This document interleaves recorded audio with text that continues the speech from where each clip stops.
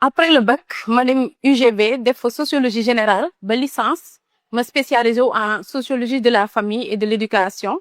def naa ko ba master 1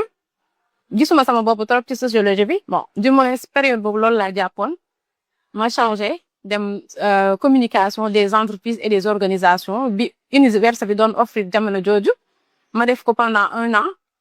par la suite jotuma liggéey fii Marine Canada en fin 2016 ouais après au fil du temps ma rendre compte ni sama formation bi des na ça ne me permettait pas d'avoir les outils nécessaires pour me liggéey ci domaine bi. Ci la def formation en communication et relations publiques Canada def baccalauréat alors à préciser que foofu noonu seen baccalauréat spécialisation la niveau licence lay correspondre fii nii ci suñu kii niveau licence 3 donc def naa ko pendant 3 ans et demi ci conditions yi difficiles ba mu def sama benn cours après nag ci la ma xool sama état de santé je ne me sentais pas vraiment très bien ci la annulé cours bi ma inscriroon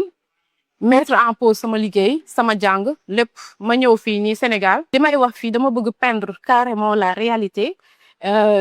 comme ça ku nekk ku dund situation yii ni moom mu mën ci gis boppam en réalité su ma honnêteté dama décidé dama am ambition ñibbi si sama dëkk complètement quitter Canada ñëw fii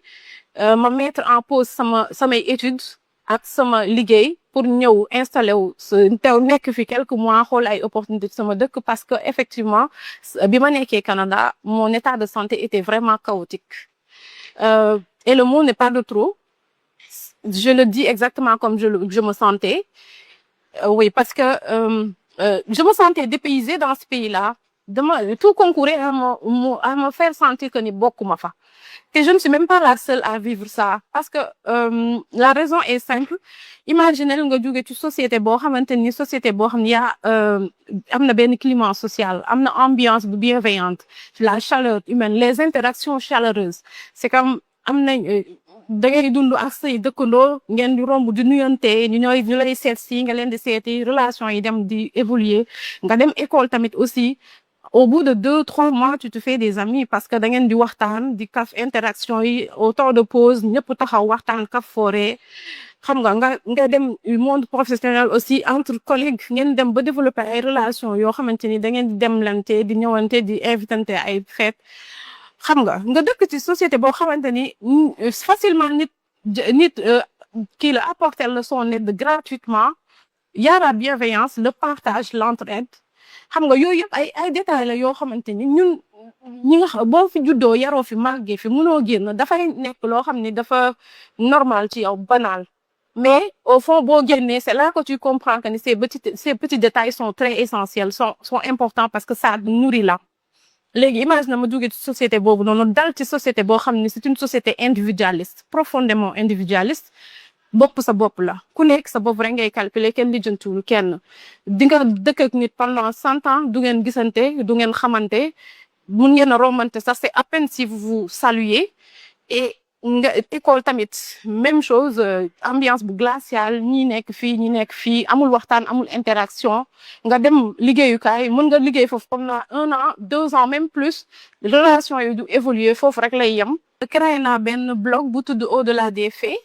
créé laa ko depuis mars 2024 blog boobu selon ma compétence en sociologie de la famille et de l'éducation damay apporter une réflexion critique aux réalités sociales du pays du monde de manière générale et tout donc ci blog boobu bind naa article yu bëri bind naa article sur résolution de problèmes dans la vie de couple le poids des jugements de valeur le phénomène du yebbi bi ñuy def nii Sénégal sommes-nous réellement prêts pour un changement radical ma ci interpeller la conscience citoyenne des Sénégalais c'est-à-dire di wax ci rapport aux Sénégalais ak rupture bi ñu bëgg est-ce que pare nañ pour adopter comportement ak mentalité yi pour mën a ñu accéder à ce changement donc bind naa vraiment d'articles à un moment donné sax doon na def ay contenu de sensibilisation sur les réseaux sociaux mais benn instant sama état de santé permettre ma ko woon je ne me sentais pas très bien amatuma woon force énergie ci la mettre en pause sama blog ça fait bientôt 1 an